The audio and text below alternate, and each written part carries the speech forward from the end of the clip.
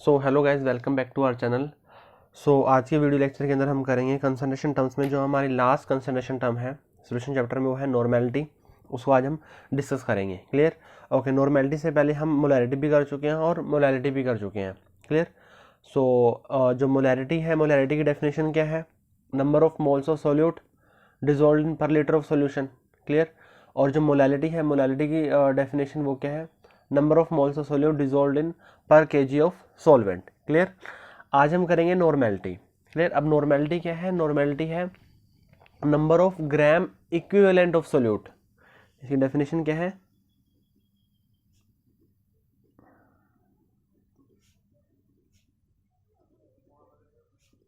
Number of gram equivalent of solute dissolved in per liter of solution। Dissolve in पर litre of solution. Clear? देखो यहाँ पे हम number of moles की बात नहीं करेंगे सोल्यूट के, यहाँ पर हम बात करेंगे ग्राम इक्विवेलेंट ऑफ सोल्यूट। ठीक है? अब देखते हैं ग्राम इक्विवेलेंट क्या होता है। सबसे सेकंड थिंग, इसको जो हम रिप्रेजेंट करेंगे इसको हम कैपिटल एन से रिप्रेजेंट करेंगे।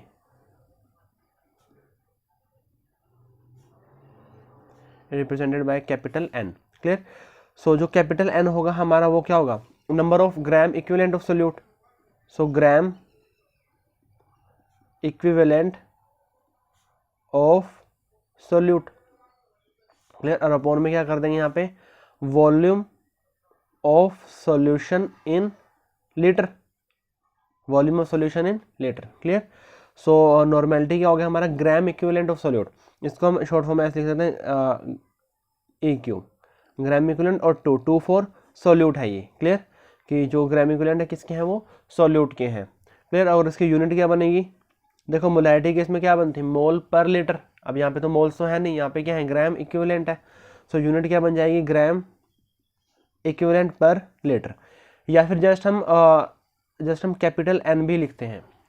जैसे मोलैरिटी में हम कैपिटल एम यूज़ करते हैं, मोलैलिटी में हम स्मॉल एम यूज़ करते हैं, और नॉर्मेलिटी में हम क्या यूज़ करते हैं? कैपिटल एन यूज़ करते हैं उसको रिप्रेजेंट करने के लिए। क्लियर? ओके। अब देखो ग्राम इक्विवेलेंट में बच्चों को बहुत कंफ्यूजन होती है कि ग्राम इक्विवेलेंट कैसे कैलकुलेट करते हैं, ग्राम इक्विवेलेंट में और इक्विवेलेंट मास में दोनों में क्या डिफरेंस है। क्लियर? सो आज में हम वो भी क्या करेंगे? क्लियर करेंगे। सबसे पहले हम देखेंगे कि ग्राम इक्विवेलेंट क्या होता है। ग्राम इक्विवेलेंट, देखो ग्राम इक्विवेलेंट होता है हमारे पास गिवन मास। जो भी हमें मास गिवन है, गिवन मास अपॉन में equivalent mass. Given mass upon में इक्विवेलेंट मास। जितना भी मास हमें क्वेश्चन के अंदर गिवन है वो मास लेंगे, जो भी हमने मास स्टार्टिंग में लिया है, अपॉन में क्या कर देंगे? इक्विवेलेंट मास करेंगे। क्लियर? ये रिलेशन है ग्राम इक्विवेलेंट में और इक्विवेलेंट मास में। अब देखते हैं कि इक्विवेलेंट मास कैसे निकालते हैं। इक्विवेलेंट मास होता है मोलर मास अपॉन में एन फैक्टर। यहाँ पे एक नई टर्म और आती है कि एन फैक्टर क्या होता है, वो भी हम आगे इस वीडियो के अंदर देखेंगे कि एन फैक्टर को हम कैसे कैलकुलेट करते हैं। क्लियर? सो ग्राम इक्विवेलेंट क्या हो गया? गिवन मास अपॉन में इक्विवेलेंट मास, और इक्विवेलेंट मास क्या हो गया? मोलर मास अपॉन में एन फैक्टर। अब मैं इक्विवेलेंट मास की वैल्यू यहाँ पुट करूँ, जैसे मैं वैल्यू को यहाँ पुट करूँगा सो ग्राम इक्विवेलेंट क्या निकल कर आएगा?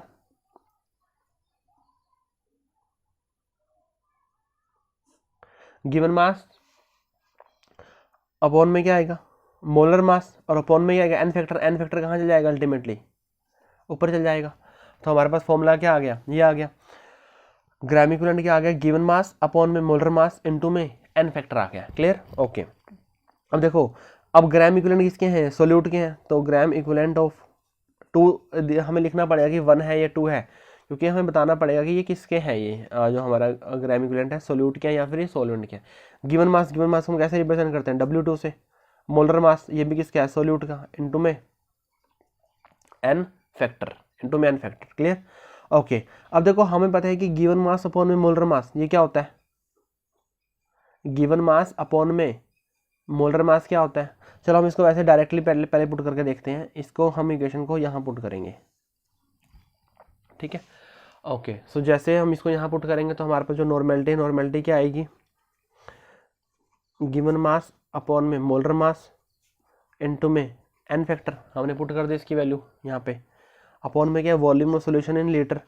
अगर वॉल्यूम हमें ml में गिवन है तो इनटू में क्या कर देंगे हम 1000 का यूज़ कर देंगे, इनटू में क्या कर देंगे हम 1000 का यूज़ कर देंगे। क्लियर। तो नॉर्मेलिटी का फॉर्मूला फिर हमारा ये बन गया है। क्लियर। सो ग्राम इक्विवेलेंट निकाल लिया हमने। ग्राम इक्विवेलेंट क्या होता है, गिवन मास अपॉन में इक्विवेलेंट मास, और इक्विवेलेंट मास क्या होता है, मोलर मास अपॉन में एन फैक्टर। तो यहाँ से हमने नॉर्मेलिटी कैलकुलेट कर ली है। क्लियर। ओके, अब देखो हमें पता है कि जो ग्राम इक्विवेलेंट है वो क्या है, गिवन मास अपॉन में मोलर मास इनटू में एन फैक्टर। और जो गिवन मास अपॉन में मोलर मास क्या होता है, number of moles. Given mass upon में मोलर मास क्या होता है, नंबर ऑफ मोल्स। तो हमारे पास ग्राम इक्विवेलेंट क्या आ गया, नंबर ऑफ मोल्स इनटू में N factor, number of moles into में एन फैक्टर। ग्राम इक्विवेलेंट किसके हैं, सोल्यूट के, तो नंबर ऑफ मोल्स भी किसके होंगे, सोल्यूट के होंगे। क्लियर। तो एक फॉर्मूला हमारा ये बन गया। अगर हम इसकी वैल्यू यहाँ पुट करते हैं तो नॉर्मेलिटी आ गई है हमारी number of moles solute upon volume of solution in litre into में एन फैक्टर। तो हमारे पास फॉर्मूला ये आ गया अगर हम इसको वैल्यू को यहाँ पुट करते हैं। क्लियर। अब देखो हमें पता है कि number of moles upon volume of solution in litre, ये तो क्या होता है, मोलैरिटी होती है। मोलैरिटी क्या होती है, number of moles of solute dissolved in volume of solution in litre. तो इसकी जगह हम मोलैरिटी को पुट कर सकते हैं। So normality is equal to molarity into में एन फैक्टर। बहुत ही इंपॉर्टेंट रिलेशन है, बहुत सिंपल है और पर बहुत ज़्यादा इंपॉर्टेंट रिलेशन है। Normality is equal to molarity into में N factor. Normality is equal to molarity into में एन फैक्टर। क्लियर। देखो आपने क्या करना है, अगर आपने कभी भी नॉर्मेलिटी का क्वेश्चन सोल्व करना है, आपने एज डायरेक्ट नॉर्मेलिटी को कैलकुलेट नहीं करना। आप वहाँ पे ग्राम इक्विवेलेंट और इक्विवेलेंट मास में कंफ्यूज हो जाओगे। आपने क्या करना है, आपने पहले मोलैरिटी को कैलकुलेट करना है, और मोलैरिटी को कैलकुलेट करने के बाद उसको उसके एन फैक्टर से क्या कर देना है, मल्टीप्लाई कर देना है। तो जैसे आप मोलैरिटी को एन फैक्टर से मल्टीप्लाई करोगे तो आपके पास डायरेक्ट क्या आ जाएगी, नॉर्मेलिटी आ जाएगी। आपने हर क्वेश्चन के अंदर ये करना है, आपने डायरेक्ट नॉर्मेलिटी के लिए नहीं जाना। क्लियर है। तो सिंपल, अगर किसी को अगर कन्फ्यूजन नहीं है तो वो तो कर ही सकता है, उसमें कोई प्रॉब्लम नहीं है। बट अगर किसी को कन्फ्यूजन रहती है कि ग्राम इक्विवेलेंट में और इक्विवेलेंट मास में कई बार रहता है कन्फ्यूजन, तो आप कुछ मत करो, मोलैरिटी कैलकुलेट करो, ज़्यादा मत सोचो नॉर्मेलिटी के बारे में, इनटू में क्या कर दो, उसका एन फैक्टर कर दो। क्लियर। ओके, अब देखो हमें पता है कि जो नॉर्मेलिटी है, नॉर्मेलिटी के अंदर क्या आ गया, volume of solution in litre. तो ये भी क्या हुई, टेम्परेचर डिपेंडेंट। वॉल्यूम आ गया ना यहाँ पर भी, टेम्परेचर डिपेंडेंट, ये भी क्या है, टेम्परेचर डिपेंडेंट है। क्लियर। और हमें पता है कि रिलेशन क्या था, normality is equal to molarity into में एन फैक्टर। अब देखो जो एन फैक्टर होता है, एन फैक्टर नेचुरल नंबर में वर्क करता है, ये तो या तो 1 होगा या फिर 1 से क्या होगा, ज़्यादा होगा। ठीक है। अगर एन फैक्टर 1 हुआ तो नॉर्मेलिटी और मोलैरिटी क्या हो जाएंगे, इक्वल हो जाएंगे। अगर एन फैक्टर 1 हुआ तो नॉर्मेलिटी और मोलैरिटी क्या हो जाएंगे, इक्वल हो जाएंगे। अगर एन फैक्टर 1 से ज़्यादा हुआ, 2 हुआ, 3 हुआ, तो उस केस में क्या होगा, नॉर्मेलिटी ज़्यादा होगी और मोलैरिटी क्या होगी, कम होगी ऑब्वियसली। क्लियर। तो रिलेशन क्या आ गया नॉर्मेलिटी और मोलैरिटी में, ग्रेटर देन इक्वल, कि नॉर्मेलिटी और मोलैरिटी इक्वल भी हो सकते हैं, और या फिर और केस क्या बनेगा, नॉर्मेलिटी क्या होगा, ग्रेटर होगा मोलैरिटी से। अगर एन फैक्टर 1 है तो दोनों इक्वल है, अगर एन फैक्टर 1 से ज़्यादा है तो दोनों उस केस में क्या है, नॉर्मेलिटी ज़्यादा है और मोलैरिटी क्या है, कम है। क्लियर। ओके, तो ये था, इसके बारे में क्वेश्चन करते हैं।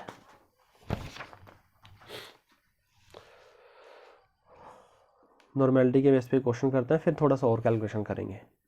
क्वेश्चन है कि if 0.4 gram of NaOH, if 0.4 gram of NaOH is present in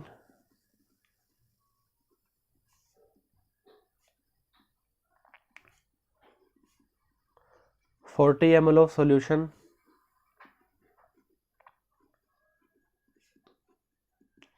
calculates its normality. Clear. हमें क्या गिवन है, हमें गिवन है 0.4 ग्राम ऑफ NaOH कहाँ पर प्रेजेंट है, 40 ml ऑफ सोल्यूशन के अंदर प्रेजेंट है। हमें क्या करना है, इसकी नॉर्मेलिटी को कैलकुलेट करना है। क्लियर। सबसे पहले तो करना है कि जो गिवन है उसको लिखना है आपने। गिवन क्या है, weight of solute that is 0.4 gram, volume of solution कितना है 40 ml, और NaOH का मोलर मास में निकाल लो। तो मोलर मास किसका आ जाएगा, सोल्यूट का आ जाएगा, वो कितना होगा 23 + 16 + 1 दैट इज 40। हमें नॉर्मेलिटी को कैलकुलेट करना है। तो हमें सिंपली कुछ नहीं करना, वही रिलेशन का यूज़ करना है, normality is equal to molarity into में एन फैक्टर। अब एन फैक्टर निकालना है NaOH का। अभी एन फैक्टर की कैलकुलेशन मैं आपको बताऊंगा। अभी देख लो कि एन फैक्टर NaOH का 1 होता है, अभी ज़्यादा मत सोचो। बाकी जिसको एन फैक्टर आता है तो उसको तो पता ही है कि 1 कैसे आया ये। क्लियर। यहाँ पे मैं एन फैक्टर की ज़्यादा कैलकुलेशन नहीं करेंगे, रेडॉक्स वाली कैलकुलेशन नहीं करेंगे, सिंपल कैलकुलेशन करेंगे जो यहाँ पर जो कंसंट्रेशन टर्म्स में निकालने के लिए हम यूज़ करते हैं। क्लियर? ओके, सो मोलैरिटी निकालेंगे। मोलैरिटी का फॉर्मूला क्या होता है? गिवन मास अपॉन में मोलर मास इनटू में volume of solution in ml। तो यहाँ पर क्या आ जाएगा? 1000। गिवन मास कितना है? 0.4। मोलर मास कितना है? 40। वॉल्यूम कितना है? वो अगेन वो भी क्या है? 40 है। इनटू में क्या आएगा? 1000 आ जाएगा। इनटू में क्या आएगा? 1000 आएगा यहाँ से। क्लियर? सो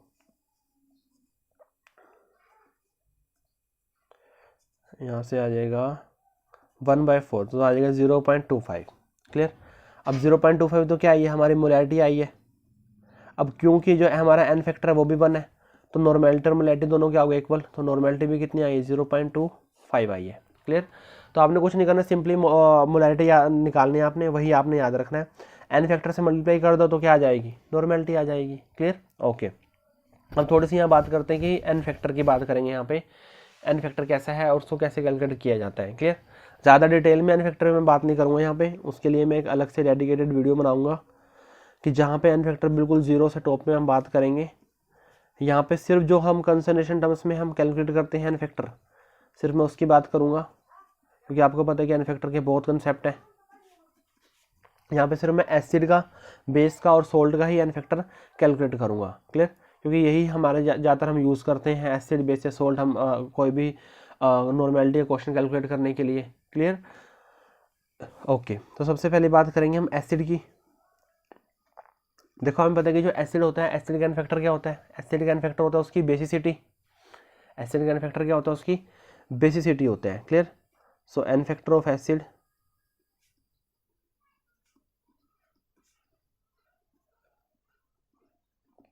और जो बेसिसिटी टर्म है, बेसिसिटी क्या होता है? बेसिसिटी होता है कि number of displaceable H positive ions, number of displaceable H positive ions, उसको हम क्या बोलते हैं? बेसिसिटी बोलते हैं। क्लियर? सो बेसिसिटी क्या होगा? Basicity is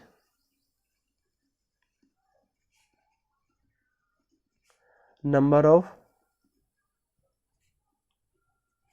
डिस्प्लेसेबल H positive ions. Clear?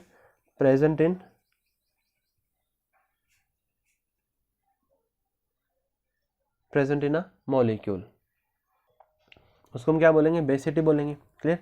तो जितने भी एसिड के अंदर H पॉजिटिव डिस्प्लेसेबल होंगे ना, डिस्प्लेसेबल की बात कर रहे हैं यहाँ पे, क्योंकि H पॉजिटिव तो बहुत और ज़्यादा भी हो सकते हैं, H तो हाइड्रोजन तो, बट हम डिस्प्लेसेबल की बात कर रहे हैं। क्लियर? ओके, जैसे HCl है, ये एन फैक्टर है यहाँ पे। HCl, H2SO4, HNO3, acetic acid, H3PO4 phosphoric acid, H3PO3, H3PO2 और H3BO3। मेजरली हम इन्हीं की बात करते हैं। एसिड केस में हमें पता है कि HCl के अंदर कितने H पॉजिटिव है। क्या सोल्यूशन के अंदर डालेंगे, वाटर के अंदर डालेंगे तो क्या देगा? ये हमें एक H पॉजिटिव देगा, तो एन फैक्टर भी कितना होगा? इसका 1 होगा। H2SO4, जैसे हम इसको वाटर के अंदर डालेंगे तो कितने हमें H पॉजिटिव देगा? 2 H पॉजिटिव देगा। HNO3 हमें 1 H पॉजिटिव देगा। एसिटिक एसिड, अब देखो एसिटिक एसिड के अंदर क्या है? 3 हाइड्रोजन, टोटल हाइड्रोजन कितने हैं? 3 और 1 4, बट डिस्प्लेसेबल हाइड्रोजन कितने हैं? वो तो सिर्फ एक ही है ना, क्योंकि हमें पता है कि CH3 COOH ये है इसका स्ट्रक्चर। ठीक है? सो हमें पता है कि जो कार्बन के साथ जो हाइड्रोजन है वो तो डिस्प्लेस नहीं होंगे, क्योंकि यहाँ पे बॉन्ड क्या है? स्ट्रॉन्ग है। ऑक्सीजन और हाइड्रोजन का जो बॉन्ड है वो क्या है? वीक है। तो यहाँ से हमारा H पॉजिटिव डिस्प्लेस होगा यहाँ से। क्लियर? क्यों? क्योंकि जहाँ पे इलेक्ट्रोनेगेटिव डिफरेंस ज़्यादा होता है वही बॉन्ड क्या होता है? ब्रेक डाउन होता है वाटर के अंदर। क्लियर? तो ऑक्सीजन की इलेक्ट्रोनेगेटिविटी कितनी है? 3.5, हाइड्रोजन की कितनी है? 2.1। तो डिफरेंस क्या बहुत ज़्यादा है? 1.4 का डिफरेंस है। कार्बन और हाइड्रोजन की बात करूँ, कार्बन की है 2.5, हाइड्रोजन की है 2.1, तो डिफरेंस क्या है? 0.4 का, कम है। तो यहाँ पे इलेक्ट्रोनेगेटिव डिफरेंस कम है, यहाँ पे इलेक्ट्रोनेगेटिव डिफरेंस क्या है? ज़्यादा है। तो यही बॉन्ड क्या होगा? डिसोसिएट होगा। तो इसका एन फैक्टर कितना आएगा? एन फैक्टर आएगा इसका 1। जो हाइड्रोजन कार्बन के साथ है वो डिसोसिएट नहीं होंगे। क्लियर? H3PO4 फॉस्फोरिक एसिड, इसका है 3, इसका 2 और इसका 1। बहुत इंपॉर्टेंट है ये अपने तीनों बहुत ज़्यादा इंपॉर्टेंट है। जैसे फॉस्फोरिक एसिड है, आगे पी ब्लॉक में आप इसके स्ट्रक्चर भी बनाओगे। एक का स्ट्रक्चर ये बना H3PO4 का। ठीक है? पी है, 3 हाइड्रोजन है और 4 क्या? ऑक्सीजन है। H3PO3 क्या आएगा, फॉस्फोरस। सबसे पहले क्या करते हैं, डबल बॉन्ड ओ लगा देते हैं। जैसे डबल बॉन्ड ओ लगाया, कितने ऑक्सीजन बच गए, दो क्या लगा दो, OH लगा दो, और एक क्या बच गया, हाइड्रोजन, तो हाइड्रोजन लगा दो। ऐसे इसका डबल बॉन्ड ओ, एक ऑक्सीजन बच गया तो एक OH आएगा, बाकी दो क्या आएंगे, H आएंगे। ठीक है, अब देखो जो हाइड्रोजन ऑक्सीजन के साथ अटैच है वही क्या होगा, ब्रेक डाउन होगा, क्योंकि उसका बॉन्ड क्या है, वीक है। तो यहाँ पे कितने हाइड्रोजन ऑक्सीजन के साथ अटैच है, 3 हाइड्रोजन है, तो एन फैक्टर भी कितना होगा, 3 होगा। ये तीनों हाइड्रोजन यहाँ से चले जाएंगे, H पॉजिटिव। यहाँ पे कितने हाइड्रोजन ऑक्सीजन के साथ डायरेक्टली अटैच है, एक ही और एक ही, 2। ये हाइड्रोजन तो फॉस्फोरो के साथ अटैच है। अब इन दोनों की इलेक्ट्रोनेगेटिविटी का डिफरेंस क्या है ही नहीं, कम ही है बिल्कुल। इसकी भी 2.1 और इसकी भी क्या है, 2.1, तो दोनों का डिफरेंस ही नहीं है कुछ। तो ये बॉन्ड क्या है, बहुत ज़्यादा स्ट्रॉन्ग है, ये बॉन्ड क्या है, वीक है। तो इसका एन फैक्टर कितना आएगा, 2। इसका एन फैक्टर कितना आएगा, एक ही हाइड्रोजन है जो ऑक्सीजन के साथ डायरेक्टली अटैच है, तो इसका एन फैक्टर कितना आ जाएगा, 1 आ जाएगा। ठीक है, अब जो बोरिक एसिड H3PO3, इसका तो केस सबसे अलग है। इसमें 3 हाइड्रोजन होते हैं। अगर मैं आपको स्ट्रक्चर इसका दिखाऊं तो स्ट्रक्चर बनेगा ये। अब आप बोलोगे सर यहाँ पे तो तीनों के तीनों हाइड्रोजन ऑक्सीजन के साथ अटैच है, तो इसका तो एन फैक्टर श्योर है कि 3 ही होना चाहिए। बट हमें पता है कि ऐसा नहीं होता। क्यों, क्योंकि इसका जो ऑक्टेट है, ऑक्टेट कंप्लीट नहीं है। इसका जो ऑक्टेट है, ऑक्टेट कंप्लीट नहीं है। 2 4 6 3 बॉन्ड बना रहा है, और हमें पता है कि जब भी 4 बॉन्ड बनाएगा या फिर उससे ज़्यादा बनाएगा तभी वो क्या होगा, ज़्यादा स्टेबल होगा। तो इसका ये कितने बॉन्ड बना रहा है, 3 बॉन्ड बना रहा है। तो जैसे हम इसको वाटर में ऐड करेंगे, वाटर में ऐड करने से क्या होगा, इसमें एक वाटर का जो OH है वो बोरिक एसिड के पास चल जाएगा। देखो इसके पास कितने OH थे पहले, 1 2 3, एक और आ गया वाटर से, तो कितने हो गए, 4। और इसके पास क्या चार्ज आ गया, नेगेटिव चार्ज आ गया। ठीक है, और यहाँ से हमें क्या मिल जाएगा, H पॉजिटिव मिल जाएगा। अब देखो जो ये H पॉजिटिव है, ये H पॉजिटिव बोरिक एसिड ने नहीं दिया, बोरिक एसिड का ये H पॉजिटिव नहीं है, ये H पॉजिटिव है वाटर का, ये बोरिक एसिड का H पॉजिटिव नहीं है। बाकी सबके केस में क्या था, उनका खुद का H पॉजिटिव था, पर बोरिक एसिड के केस में उसका खुद का H पॉजिटिव नहीं है, ये वाटर का H पॉजिटिव है। क्लियर, तो अल्टीमेटली बोरिक एसिड ने कितना H पॉजिटिव डिस्प्लेस किया, 1 किया, तो एन फैक्टर कितना होगा, 1 होगा। तो 4 ही बहुत इंपॉर्टेंट केस हैं, इसको आपने ध्यान रखना है। क्लियर, बाकी अपन एक डेडिकेटेड वीडियो बनाएंगे एन फैक्टर की, जहाँ पे एन फैक्टर बिल्कुल बेसिक लेवल से लेके और जितने भी रिडॉक्स, मतलब रिडॉक्स के बेस पे बनाएंगे हम वो वीडियो। ठीक है, वहाँ पर हम सारे के सारे जितना भी एन फैक्टर है, रिएक्शंस में कैसे निकालते हैं, बाकी और में कैसे निकालते हैं, सब अपन वो डिस्कस करेंगे। Clear, okay. तो ये था एन फैक्टर एसिड का। ऐसे अगर मैं बात करूं कि एन फैक्टर ऑफ बेस,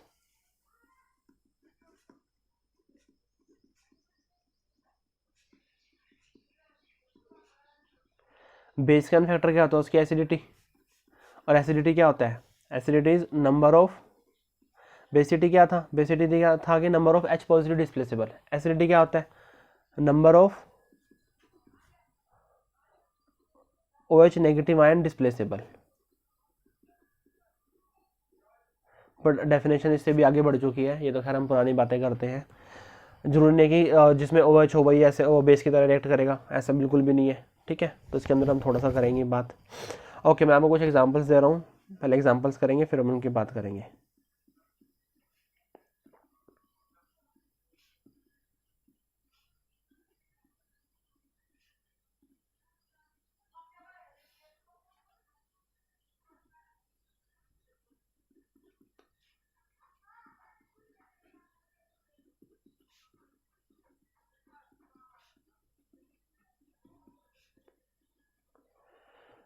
ये एन फैक्टर हम निकाल रहे हैं।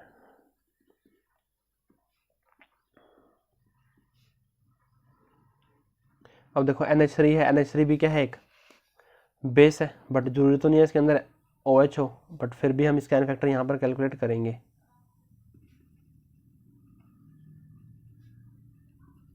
क्लियर, अब देखो लिथियम हाइड्रोक्साइड, इनका सबका एन फैक्टर क्या होगा, 1 होगा, क्योंकि इसके अंदर एक क्या है, OH है। इसके अंदर कितना एन फैक्टर होगा, 2 होगा, क्योंकि इसके अंदर कितने OH है, 2 OH है। क्लियर, इसका एन फैक्टर कितना होगा, देखो जो हम बेस की बात करेंगे वहाँ पे ऐसा कोई ऑप्शन नहीं है कि OH जाएगा या नहीं जाएगा, OH हमेशा जाएगा। तो यहाँ पे नहीं है कि इतने OH लगे हुए हैं तो इतने OH जाएंगे, ऐसा बिल्कुल भी नहीं है। जितने OH हैं उतने के उतने ही जाएंगे। जैसे अमोनियम हाइड्रोक्साइड है, इसका एन फैक्टर कितना होगा, 1 होगा, क्योंकि इसके अंदर क्या है, एक OH है, एक OH नेगेटिव डिस्प्लेसेबल है। क्लियर, एल्यूमिनियम हाइड्रोक्साइड कितना होगा, 3 होगा, क्योंकि इसके अंदर कितने हैं, 3 है। ठीक है, अब अगर मैं बात करूँ NH3 की, अब अगर मैं बात करूँ NH3 की, हमें पता है कि NH3 क्या है, NH3 बेस है। अब कौन सा बेस है ये, लुईस है, तो लुईस एसिड क्या होते हैं, Lewis acids are lone pair receptor, Lewis base are lone pair donor, तो ये क्या है, लोन पेयर डोनर है ये, क्लियर।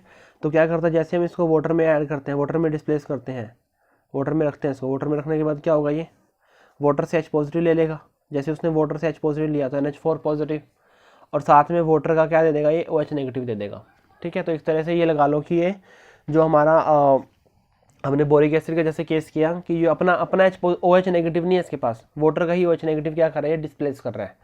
तो एन फैक्टर कितना होगा इसका, एन फैक्टर इसका 1 होगा, इसका भी एन फैक्टर कितना होगा 1, क्योंकि इसके अंदर एक नाइट्रोजन है, इसके अंदर देखो 2 नाइट्रोजन है, तो यहाँ से भी कर सकता है, यहाँ से भी कर सकता है, तो एन फैक्टर कितना होगा इसका 2 होगा, क्लियर। तो ये था एन फैक्टर हमारा एसिड का और बेस का। अब हम बात करेंगे जो एन फैक्टर है हमारा वो उसका सोल्ट का हम कैसे कैलकुलेट करेंगे।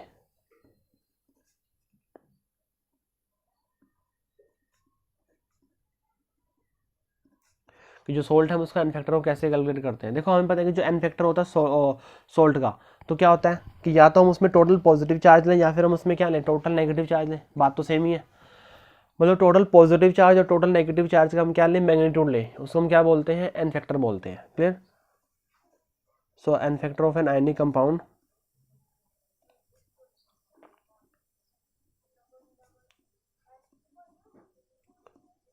is equal to its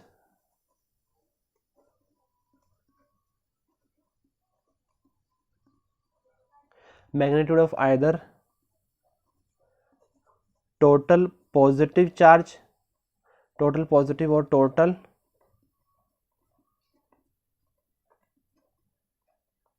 negative charge, clear. So जो एन फैक्टर होगा सोल्ट का हम कैसे निकालेंगे, जितना भी हमारा पॉजिटिव चार्ज है उसका मैग्नीट्यूड, और हम बोल सकते हैं कि जितना भी हमारा क्या है नेगेटिव चार्ज उसका मैग्नीट्यूड। मतलब हमें जो एन फैक्टर होगा हमारा वो पॉजिटिव वैल्यू देगा, नेगेटिव वैल्यू नहीं होगी, वो पॉजिटिव वैल्यू होगी वो, क्लियर। सो अगर हम नेगेटिव चार्ज भी ले रहे हैं तब भी हमने उसका जो लास्ट में है उसका मैग्नीट्यूड लेना है, क्लियर। तो उसका हमें साइन नहीं देखना, ओके। सो जैसे अगर हम बात करें सोल्ट की, हमारे पास है NaCl, MgCl2, AlCl3, Al2O3, AlF3, MgSO4, NH4Cl,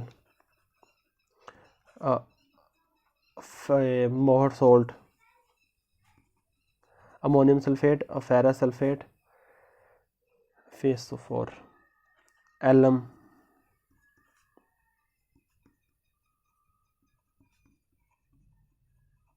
clear. अब इनका एन फैक्टर हमें कैलकुलेट करना है, क्लियर। अब देखो NaCl को डिसाइड करेंगे तो Na पॉजिटिव और Cl नेगेटिव, एक ही पॉजिटिव चार्ज आया और एक ही क्या है नेगेटिव चार्ज आया, तो एन फैक्टर कितना होगा इसका 1 होगा। MgCl2, अब जैसे हम MgCl2 को ब्रेक डाउन करेंगे तो क्या होगा, Mg के ऊपर 2 पॉजिटिव चार्ज और Cl के ऊपर क्या आएगा, MgCl2 कैसे ब्रेक डाउन करेंगे हम, Mg2 positive plus 2Cl negative, clear. तो टोटल पॉजिटिव चार्ज कितना आ गया 2 पॉजिटिव, नेगेटिव चार्ज की अगर हम बात करें, देखो एक Cl पे एक नेगेटिव, 2 Cl पे 2 नेगेटिव, तो टोटल नेगेटिव चार्ज पे कितना आ गया 2 आ गया, तो एन फैक्टर कितना होगा इसका 2 होगा। ऐसे AlCl3, तो Al3 पॉजिटिव में डिसोसिएट होगा ये, तो एन फैक्टर कितना होगा इसका 3 होगा, ठीक है। नेक्स्ट हम बात करें Al2O3 की, तो देखो Al2O3 को ब्रेक डाउन करेंगे तो ये ऐसे ब्रेक डाउन होगा। तो आपने क्या करना, अगर इस तरह से सोल्ट हमारा डिसोसिएट हो रहा है तो आपने जस्ट इसको मल्टीप्लाई कर देना है, जितना पॉजिटिव चार्ज है और कितने हमारे नंबर ऑफ आयन है जिनके ऊपर पॉजिटिव चार्ज है, क्लियर। 3 इंटू क्या आया 6, ऐसे इसको कर सकते हो आप, 3 इंटू क्या आया 6, एन फैक्टर कितना हुआ हमारा 6 होगा, क्लियर। क्योंकि हर एक एल्यूमिनियम पे 3 पॉजिटिव चार्ज है, 2 एल्यूमिनियम है तो कितना पॉजिटिव चार्ज हो गया 6 हो गया, तो 6 एन फैक्टर आ गया। AlF3 कितना आएगा 3 आएगा, MgSO4 कितना आएगा 2 आएगा, NH4Cl, देखो हमें पता है कि NH4Cl कैसे ब्रेक डाउन होता है, NH4 positive plus Cl negative, तो एन फैक्टर कितना होगा 1 होगा, क्लियर। ओके, ये मोहर सोल्ट का देखते हैं। जैसे अगर मैं इसको ब्रेक डाउन कर रहा हूँ तो मेरे को पॉजिटिव चार्ज मिलेगा, मैं से यहीं से इसको ब्रेक डाउन कर रहा हूँ, कितने हैं ये 2 हैं, प्लस एक हम मेरे को मिलेगा SO4 2 नेगेटिव, प्लस एक मिलेगा Fe2 पॉजिटिव, प्लस एक और मिलेगा SO4 2 नेगेटिव, क्लियर। ओके, ये मिलेंगे मेरे को 4, और वाटर तो वाटर की फॉर्म में चला जाएगा वो आगे, वाटर डिसोसिएट नहीं होगा, वाटर को डिसोसिएट नहीं करना कभी आप अगर हाइड्रेटेड सॉल्ट की बात कर रहे हो तो। सो देखो नेगेटिव चार्ज अगर हम देखें तो 2 नेगेटिव यहाँ से, 2 नेगेटिव यहाँ से, तो 4 नेगेटिव आ गया। पॉजिटिव चार्ज को देखें 2 पॉजिटिव यहाँ से और 2 ही पॉजिटिव यहाँ से, क्योंकि हर एक अमोनियम पे एक पॉजिटिव है ना, 2 अमोनियम पे कितना हो गया 2 पॉजिटिव। सो 2 यहाँ से 2 यहाँ से कितना आ गया एन फैक्टर 4 आ गया, एन फैक्टर कितना आ गया 4 आ गया। एलएम को देखते हैं। सो एलएम का कितना होगा 2Al3 पॉजिटिव प्लस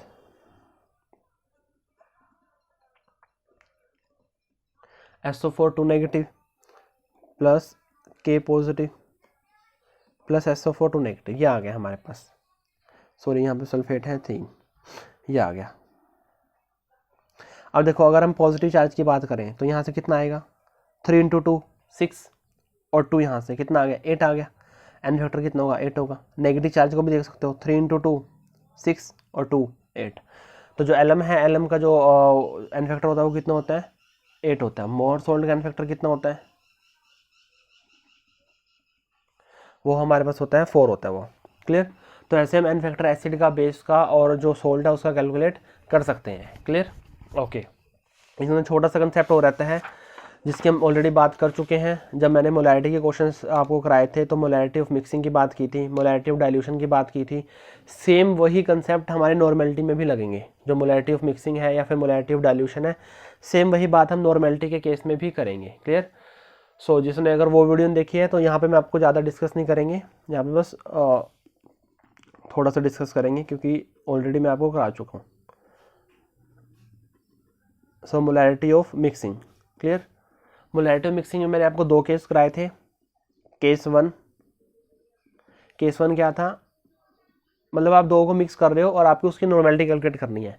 तो केस 1 वो है कि जब 2 नॉन रिएक्टिंग सब्सटेंस को आप मिक्स कर रहे हो।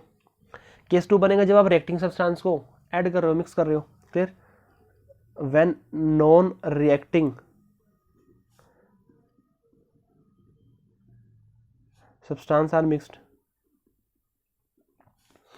तो उस केस में नॉर्मेलिटी कैसे निकालेंगे, फाइनल नॉर्मेलिटी। फाइनल नॉर्मेलिटी क्या होगा, टोटल ग्राम इक्विवेलेंट अपॉन में टोटल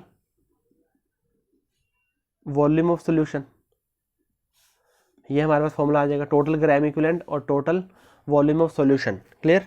अगर मेरे को 2 कंपोनेंट दिए हुए हैं 1 और 2, इसकी नॉर्मेलिटी N1 और वॉल्यूम इसका V1, इसकी नॉर्मेलिटी N2, इसका वॉल्यूम V2, दोनों को मिक्स कर दिया। अब मिक्स करने पे क्या हो, दोनों नॉन रिएक्टिंग है, तो फाइनल नॉर्मेलिटी कैसे निकलेगी, N1 V1 plus N2 V2 upon V1 plus V2, ऐसे निकाल सकते हो। देखो हमें पता है कि N इंटू जब V करेंगे, नॉर्मेलिटी इंटू में वॉल्यूम करते हैं तो क्या आता है ग्राम इक्विवेलेंट। तो एक के ग्राम इक्विवेलेंट प्लस दूसरे के ग्राम इक्विवेलेंट, तो क्या हो गया टोटल ग्राम इक्विवेलेंट, और अपॉन में टोटल क्या हो गया वॉल्यूम हो चुका है। क्लियर। तो ये है मोलैरिटी ऑफ मिक्सिंग जब नॉन रिएक्टिंग सब्सटेंस हम उसको ऐड कर रहे हैं। केस 2 मैंने बताया था कि व्हेन रिएक्टिंग सब्सटेंस,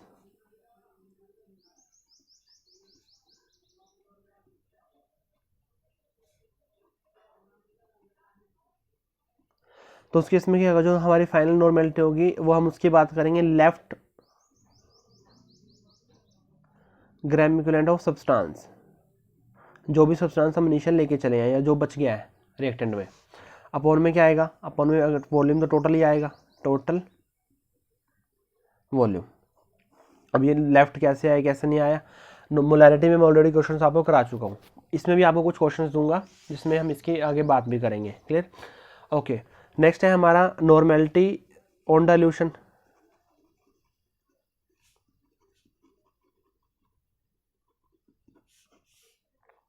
हमें पता है कि डाइल्यूशन के केस में क्या करते हैं हम, बिफोर डाइल्यूशन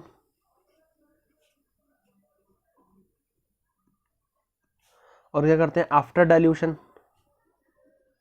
बिफोर डाइल्यूशन और आफ्टर डाइल्यूशन। तो बिफोर डाइल्यूशन जो देखो नंबर ऑफ जो ग्राम इक्विवेलेंट है, ग्राम इक्विवेलेंट कभी भी चेंज नहीं होता डाइल्यूशन करने पे, क्योंकि हमें पता है कि नॉर्मेलिटी का फॉर्मूला क्या है, ग्राम इक्विवेलेंट अपॉन में वॉल्यूम। तो जब N इंटू V करेंगे तो हमारे पास क्या आ जाएगा, ग्राम इक्विवेलेंट आ जाएंगे। क्लियर। तो ग्राम इक्विवेलेंट जब भी आप डाइल्यूट कर रहे हो, मतलब आप सॉल्वेंट को ऐड कर रहे हो, सॉल्यूट तो उतना ही है ना, और ग्राम इक्विवेलेंट भी किसके होते हैं, सॉल्यूट के होते हैं। तो ग्राम इक्विवेलेंट कभी चेंज नहीं होते। क्लियर। सो N1V1 ये है इनिशियल ग्राम इक्विवेलेंट, वो किसके इक्वल हो जाएंगे, N2V2। ये क्या है हमारे फाइनल, मतलब दोनों ही ग्राम इक्विवेलेंट है, इनिशियल है, ये क्या है आफ्टर है। Clear, final. सो दोनों क्या ग्राम इक्विवेलेंट, हमें क्या करना है, जस्ट इक्वल पुट करना है। Clear, okay. ये N1V1 ये इनिशियल कंडीशन है, N2V2 ये क्या है आफ्टर। आफ्टर मतलब बनने के बाद कितना हुआ, और इसको हम फाइनल नॉर्मेलिटी बोलते हैं, और इसको हम फाइनल वॉल्यूम भी बोलते हैं। इसको हम फाइनल नॉर्मेलिटी और इसको फाइनल वॉल्यूम भी बोलते हैं। फाइनल वॉल्यूम का मतलब है कि ये V1 प्लस V2 है। क्लियर। देखो मैं आपको सिंपल सा एग्जांपल बताता हूँ। लेट्स से कि हमारा इनिशियल सोल्यूशन हमारा 1 लीटर है। इनिशियल सोल्यूशन क्या है हमारा 1 लीटर है, तो हमारा V1 कितना हो गया, 1 लीटर हो गया। मैंने आपको बताया कि उसके अंदर मैंने 10 लीटर और सॉल्वेंट ऐड कर दिया। मैंने उसके अंदर क्या किया, 10 लीटर और सॉल्वेंट को ऐड कर दिया। अब बताओ V2 कितना होगा। अब कई बच्चे कहेंगे सर V2 10 होगा क्योंकि आपने 10 और किया। नहीं, V2 कितना होगा, 11 होगा। ये हमारा फाइनल वॉल्यूम होता है कि बनने के बाद कितना हुआ। एक तो पहले था 10 और डाल दी तो कितना हो, 11 तो हो गया। तो ये फाइनल वॉल्यूम होता है कि बनने के बाद कितना हुआ। ऐसे ये नॉर्मेलिटी होती है, ये भी फाइनल होती है कि बनने के बाद कितनी नॉर्मेलिटी हो गई है। क्लियर। तो आपने इस चीज़ का ध्यान रखना जब क्वेश्चन डाइल्यूशन के सोल्व करते हो, यहाँ पे बहुत गलती होती हैं। Clear. So this is all about normality. Normality में यही है, और ये कुछ क्वेश्चंस है, 7 क्वेश्चंस है। सो अपन नेक्स्ट वीडियो में इन क्वेश्चंस को डिस्कस करेंगे। ओके, सो आप इसका स्क्रीनशॉट ले लो और इन क्वेश्चंस को सॉल्व करो। सो नेक्स्ट वीडियो में हम इन क्वेश्चंस का क्या करेंगे, सॉल्यूशन करेंगे। अच्छे क्वेश्चंस है। सो आपकी कंसल्टेशन टर्म्स यहाँ पे ख़त्म होती है। आपको मैं एक DPP और दूंगा जहाँ पर जनरल मतलब सबके कंसल्टेशन टर्म्स में हम बात करेंगे, और उनमें एक दो बहुत इंपॉर्टेंट कंसेप्ट भी सीखेंगे।